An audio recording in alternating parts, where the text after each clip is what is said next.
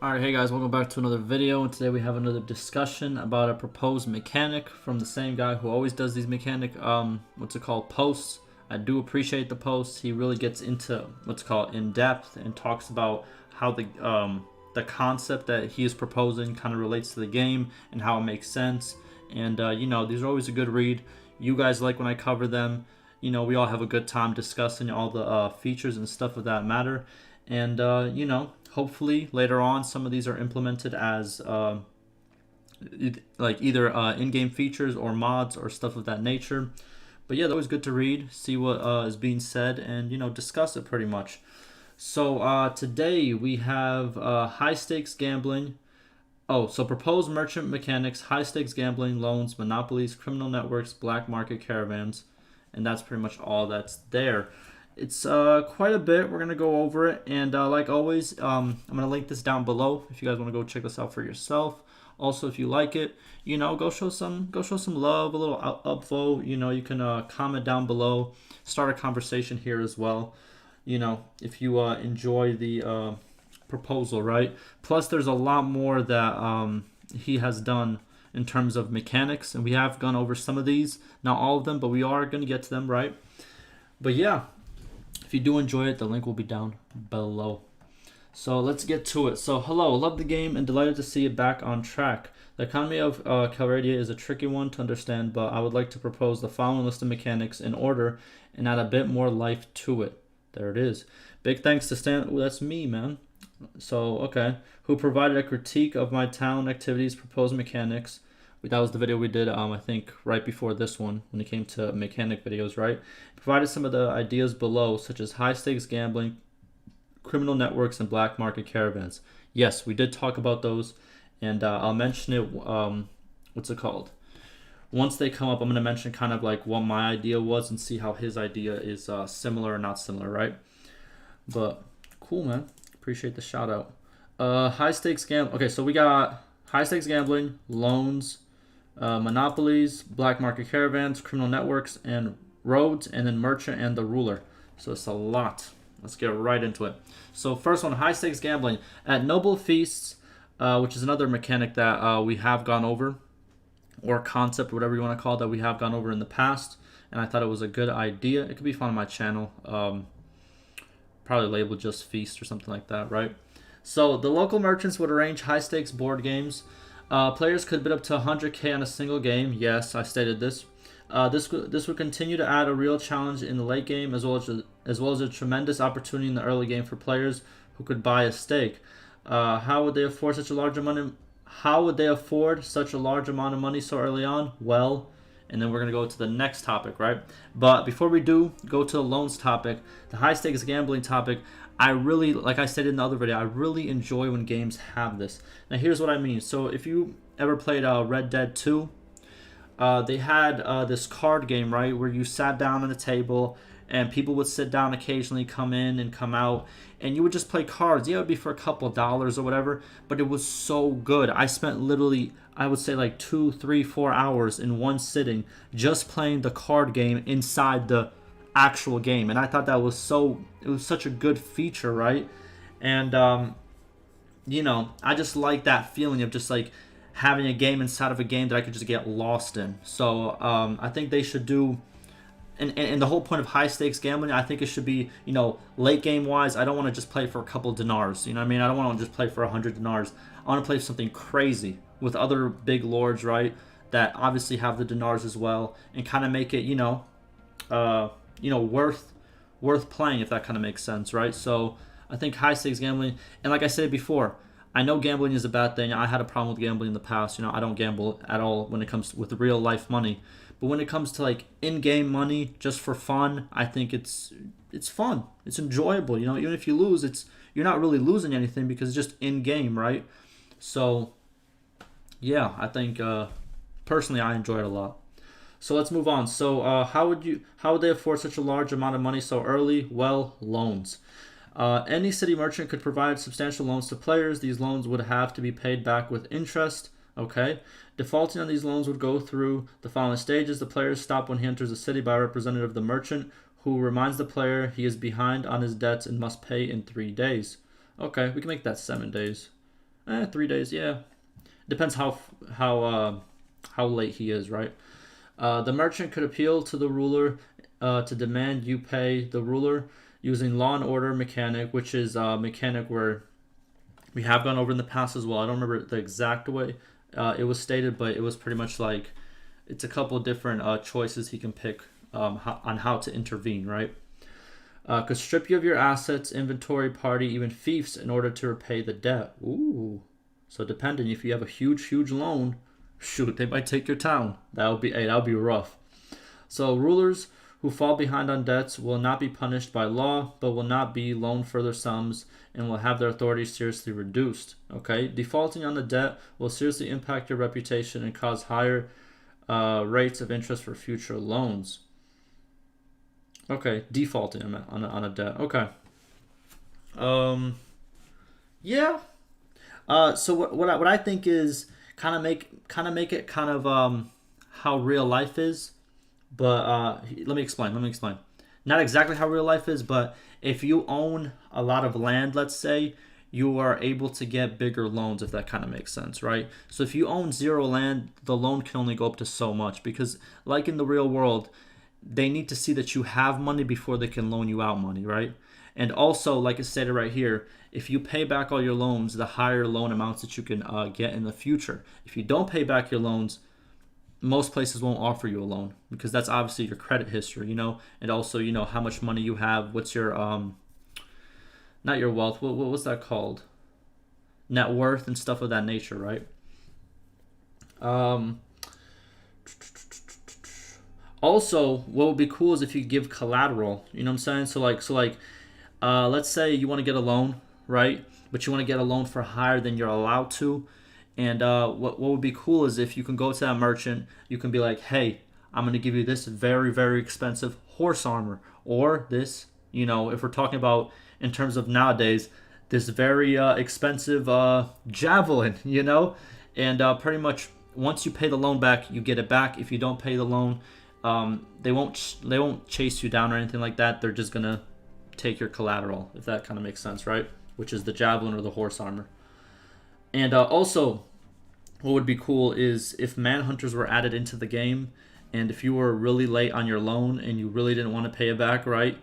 You would start not like a bounty, but the merchant himself would send out groups or parties to search you down and chase you down pretty much. I think that would be kind of cool as well. Or hire local bandits to do it, whatever. Edit. Jinzokin suggested that merchants could send armies after. Oh, look at that! Look at that! Exactly what I said. It kind of armies make more sense. Yeah. Like they could they could send other lords with parties, that you're not affiliated with to go and collect the debt. Yeah, that would make sense. Players could earn money by accepting contracts from merchants to hunt. Oh yeah. Look at that! It's another aspect of the game that could be added. You could be like a debt collector, and you would earn a cut of whatever you collect. Yes, I agree with this. The player would need to return the lord to the merchant. Oh, and also, so you collect the gold, and then you can choose, hey, do I want to just keep this for myself and never go back to that town? Or do I want to give it back and then get another contract? Yeah, this is perfect. I agree.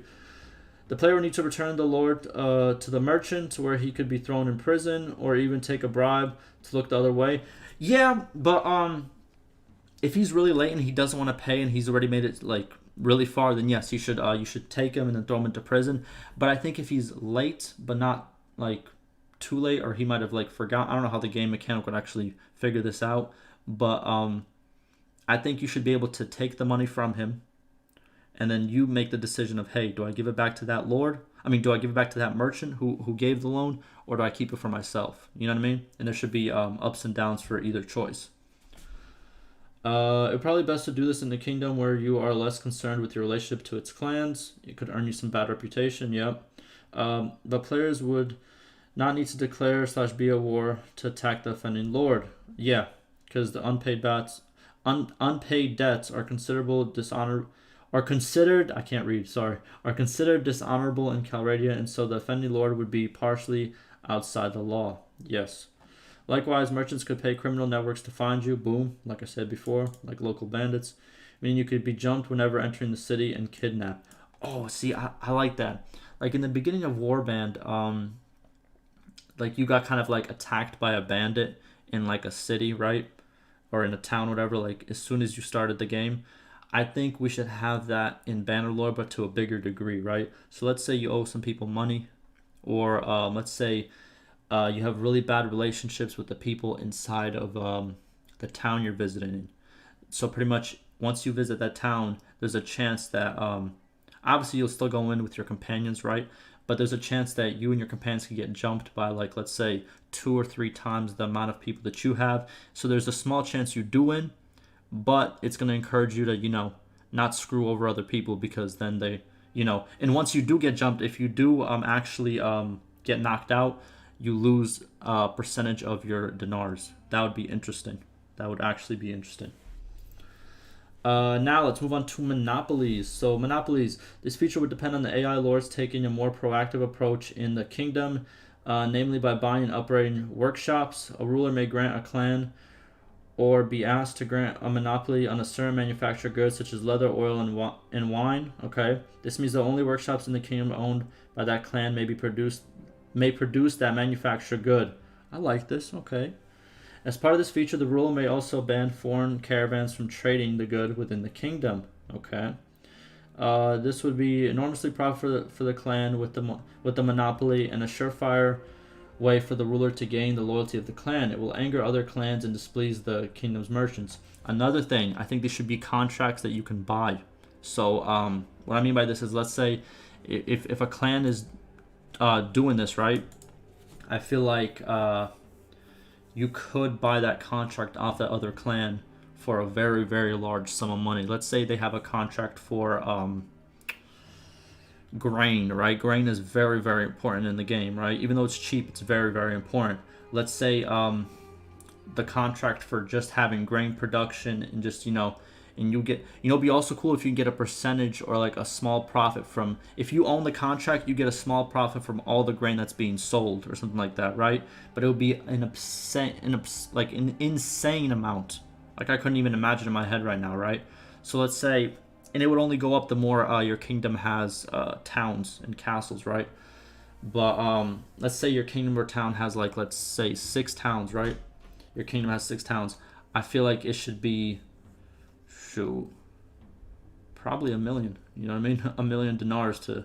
It sounds like a lot, but I feel like it would be very, very profitable. And I want some end game features when it comes to like trading and stuff like that, right? So like Monopolies, this would be a very good end game feature. I think the high stakes gambling, again, end game feature. We don't have many of those right now. Alright, sorry guys. The what do you call it? The apartment managers or the apartment whatever you want to call it, they just walked into my apartment, asked me all these questions about, because some of my roommates moved out and stuff like that. But yeah, let's get back to it. Whew. Had a lot of running to do, and it's really hot. It's like 100 degrees. But where were we? I think we just passed Monopoly, so let's get to Black Market, right? Because I completely forgot whatever thought I had on Monopoly. So hopefully I ended it off good, right? But let's get to Black Market Caravans. I also talked about Black Market Caravans, like caravans that carry what do you call it?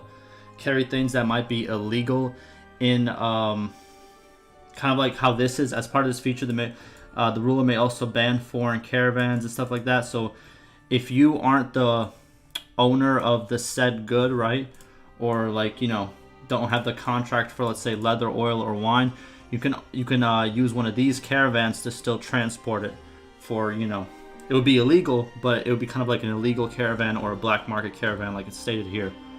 So black market caravans will look just like regular caravans on the world map. Boom. High roguery would provide an indicator, however. There you go.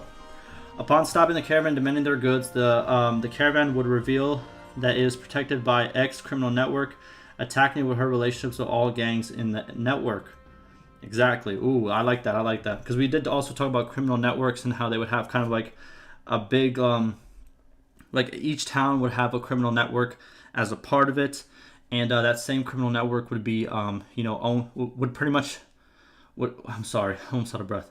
Every criminal network would also be a part of a lot of different other towns. And, if you ruin your relationship in one town, a lot of other towns, they might not treat you well in terms of like, the criminals that are there. There's a small percent chance the black market caravans will be attacked by city militia upon being sighted. Okay, city militia is like the police force of towns. We went over that in a different video as well. These caravans ignore all monopolies and trade restrictions, obviously. So like, if an item is banned, or if that certain caravan is banned, then you can still get past it with these caravans, right? The goods transported by these caravans can be purchased from the city's gang leaders. Boom, it gives you kind of like a black... Yes, I like that, I like that. Not even the gang leaders, I think there should be like... what do you call it? Like, you should put that in the menu of the towns, and also... what do you call it?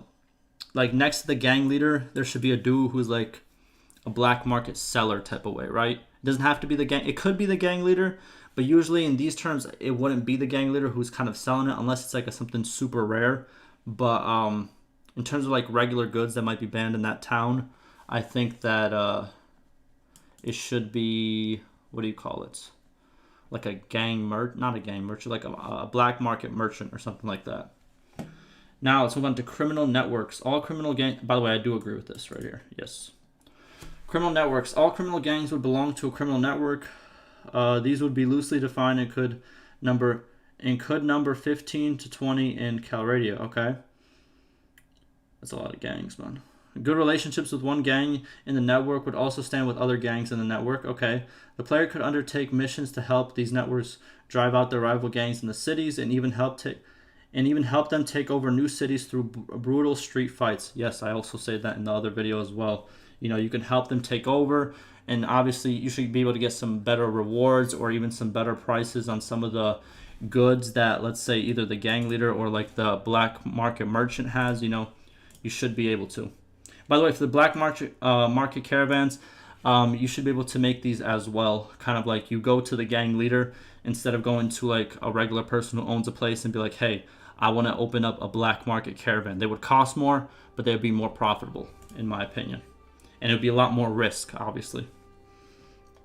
Now, brawling in the streets and causing trouble could seriously annoy the ruling clan, however, and damage relationships with local merchants. Yes. So if you want to be, part of the criminal network, help them out. Obviously, the people who aren't a part of it, it's going to take a toll on them. Now, we have roads. Another user provided a fantastic map for proposed roads in Calradia. Let's see it. Ooh. 3 months ago. I didn't see this one, actually. Okay. Just quickly checking. There would definitely be some choke points. For sure. Yeah. And I guess, like, the roads would make you go kind of faster. Or, what could happen with the roads is, like, it makes you go faster if you're on the roads, obviously, because, it's a clear path instead of, going through, like, the woods and the forest and all of that. Also, it would be cool if like caravans went through the road, right? Like they went along the road, and then bandits and like raiders and stuff, they didn't touch the roads. They would like go around it, kind of like, let me show you. Like, let's say this road network right here. The bandits would be in this area in the middle, and they would kind of like look at the road to see if any caravans are coming by. And if they do see one, then they're going to start chasing. But they're not going to actually go along the road, if that kind of makes sense. They would stay out the road. But who would go on the road is AI lords would go on the road. So let's say you're part of this, I always forget the name, but Battanians, right? Let's say you're part of their kingdom, and you're at war with the Vladians, right? So let's say you have caravans. So they're going to go down this road, but so are AI lords who might be an enemy of you. So there's a bigger chance that they get attacked. But you can travel on the roads and go faster, but you might get attacked by an army. But if you don't travel on the road and you want to skip over that, there's going to be a lot more bandits in these areas. So it's either you get to choose, do you want to fight enemy armies, or do you want to fight enemy armies and go a little bit faster, or do you want to fight bandits but go a little bit slower? So it'd be kind of like a choice, if that kind of makes sense. I probably didn't explain it right, but AI lords and caravans would go along the road, and bandits would go, what's it called? Not along the road, if that kind of makes sense. They would kind of go in between where all these road roads are. There it is. So what does he have to say about it? So I propose that while traveling on the road that would increase party speed. Yes. The degree to which the speed would be increased would depend on the level of funding the kingdom provides. Okay. This would be set by laws in the kingdom and would cost the ruler accordingly. Increasing funding for roads makes everyone happy, especially merchants. Yes. Oh, okay, okay. So you can get like better roads. It could like start with like just like a dirt road, gravel, and stone or something like that. You know what I mean? That'd be cool. Yeah. Another thing, what I really like is, I don't know if it's gonna be mentioned here. I don't think it's gonna be mentioned here, but I just thought about it. You know how we can upgrade towns and castles? Obviously, I want us to be able to upgrade villages. But another thing that I just thought of, in your kingdom tab, you should have like a tab at the end where it's just like kingdom improvements or kingdom overall upgrades. If that kind of makes sense, right? And they would have stuff like roads. They would have stuff like, let's see what else. What else can they have? Okay, so here's what I kind of mean. So like, I had to like give some time to think, right? But here's pretty much what I mean. Like a kingdom upgrade tab where obviously you would have one for roads, or like if you pay this much, or this much in influence and also this much in dinars, the roads would get better. Units will travel on it faster and stuff of that nature. Then you would have one for, let's say, it would say something like provide each village with 20 extra militia, or provide each castle with 20 extra militia to provide more security for each, let's say, settlement in your kingdom. Just like overall kingdom upgrades that would help your kingdom in general, right? Or like, let's say, give each single lord 3,000 dinars, you know what I'm saying, do this, or get some funding. Just like a kingdom upgrades tab that the ruler would have access to. Same way as like a policy tab, but kind of different, right? If that kind of makes sense. But that's just what I thought about like right now. So I'd have to think about it a little bit more to give you more in-depth, what would you call it, points, but that's where I'm at. Now let's move on to merchant and the ruler. So faction rules would occasionally lobbied by merchants on the following issues: increase funding for roads, de-establish monopolies granted to nobles, end embargoes against other factions. Exactly. In the kingdom upgrades tab, I think these should be kind of like the stuff that you put in it, right? So like you would have an option to increase funding to the roads. You would have an option to like de-establish monopolies or encourage another monopoly, right? Like you would have like these choices that you can make, right, in that tab.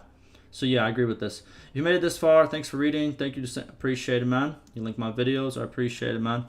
But yeah, that is the proposal. That is the concept. That is the mechanic, whatever you want to call it.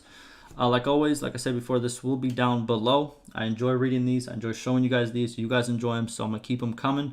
And like always, ask any questions, concerns, and stay safe.